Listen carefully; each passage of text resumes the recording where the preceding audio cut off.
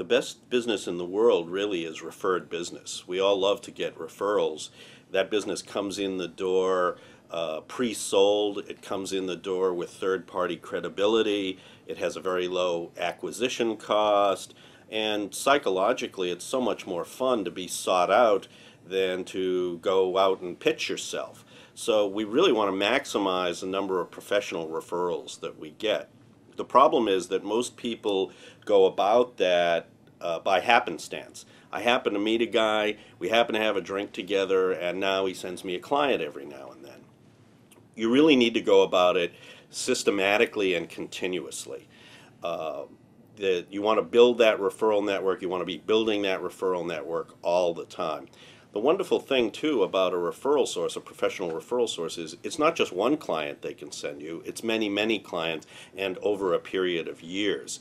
So we want to do everything we can to maximize the number of professional referral sources we have. And there are really 4 steps in building that network. Number 1, define the target universe. That means that we want to know who are the people who can send us the kinds of cases we want. Is it other attorneys who don't practice in this area of law? Is it financial advisors? Is it CPAs? Is it insurance agents? Or perhaps if you practice in the field of elder law, your referral sources might be hospital discharge planners, geriatric care workers, gerontologists, Medicaid administrators at nursing homes, and so on. So the first task is really to define your target universe. The next task, number 2, is to identify the members of the target universe. So that means we want a name, address, telephone number, fax number, email address for every person that fits into our universe. So you might say, within a 50-mile radius of my office, I want the names and addresses of all of these people, these other lawyers, these CPAs, these financial advisors who can potentially refer me business. So once we have defined the universe and we've identified the members of the universe, step number 3 is initiate the relationship.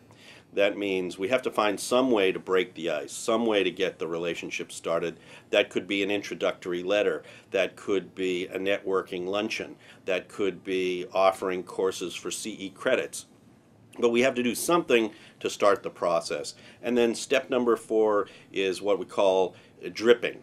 And dripping simply means that periodically, once a month, once a quarter, whatever it is, everybody in our network, everybody in our universe gets some sort of touch from us. And that could be a postcard, that could be a newsletter, that could be an email, whatever it is. But we want to create top-of-mind awareness. We want to remind people often that we are still there. It often happens that one of my clients relates a story where a financial advisor calls them up and says, you know, I've got this case, this client who's perfect for you. I don't know why I didn't think of you, but then your postcard arrived. And so people don't sit around thinking about us all the time. We've got to remind them, and that dripping accomplishes that.